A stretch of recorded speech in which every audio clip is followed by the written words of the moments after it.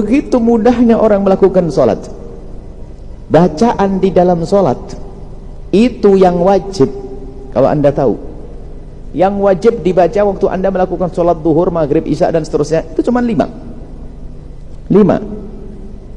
Yang bisa menghafal Pancasila, nggak bisa menghafal ini, nggak selamat nanti. 5. Yang pertama takbiratul ihram, Allahu Akbar. Yang kedua membaca surat Al-Fatihah sampai waladhdallin. Yang ketiga adalah membaca at-tahiyat di akhir, bukan tahiyat yang pertama kalau salat zuhur, tahiyat akhir, at-tahiyatul mubarakatuh satu thayyibatillah sampai asyhadu an la ilaha illallah wa asyhadu anna muhammadar rasulullah. Yang keempat, yang kelima, Allahumma shalli ala sayyidina Muhammad wa ala ali sayyidina Muhammad. Kama sholaitanya tambahan itu. Yang kelima adalah assalamualaikum. Lihat bacaan yang dibaca itu, nggak ada lebih dari itu. Anda baca kabira walhamdulillah itu sunnah, nggak dibaca sah. Setelah baca surat Al-Fatihah, baca qul huwallah boleh, nggak baca qul huwallah sah. Waktu ruku Anda baca subhana rabbiyal azimi sah, sunnah. Kalau nggak baca tetap sah. Rukuknya pun nggak pakai Allahu Akbar sah. Cuman keterlaluan ngomong kita aja kok susah. Gara-gara ya nggak pengen gara-gara dengar omongan begini langsung berubah cara sholatnya. Kita hanya tunjukkan mana yang wajib gitu saja. Lihat, begitu mudahnya. Tasyahud yang pertama kalau Anda sholat duhur itu tidak wajib, sunnah.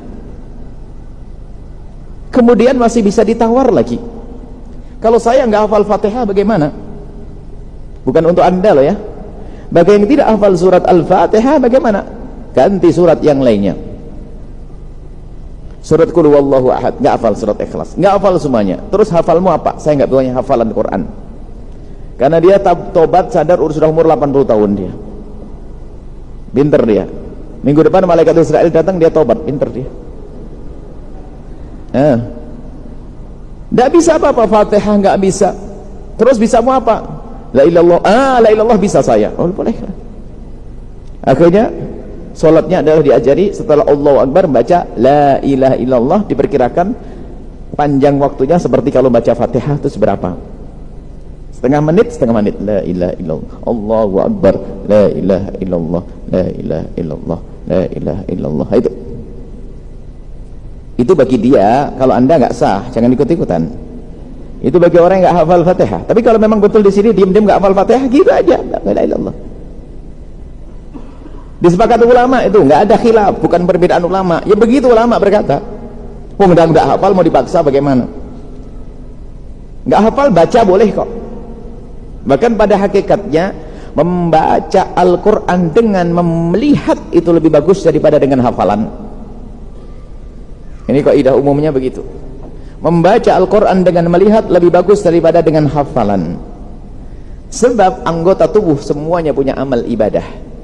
Kalau ada hafalan menyuarakan Al-Quran, yang beribadah adalah lidah Anda dan telinga Anda. Mata Anda nggak beribadah. Tapi kalau Anda membaca, mata pun ikut beribadah. Baca bismillah Allahu Akbar alhamdulillah bismillahirrahmanirrahim alhamdulillah sah. Tasyahud pun boleh ditawar bagi yang nggak hafal. Kali lagi la ilaha illallah. Nah ini mudah, nggak ada yang susah. Siapa yang mengatakan sholat susah? Makanya kalau ada orang tidak bisa sholat, yang salah itu gurunya. Yang salah gurunya. Dan yang kalau ada orang susah melakukan sholat, lagi-lagi yang salah gurunya. Sebab sholat sama sekali tidak susah. Jangan sampai Anda seksa orang tua Anda yang sudah sepuh untuk sholat seperti Anda yang sehat. Banyak kemudahan yang Allah berikan untuknya. Jangan seksa dia sholat. Tetap melakukan sholat tapi dengan cara semudah-mudahnya.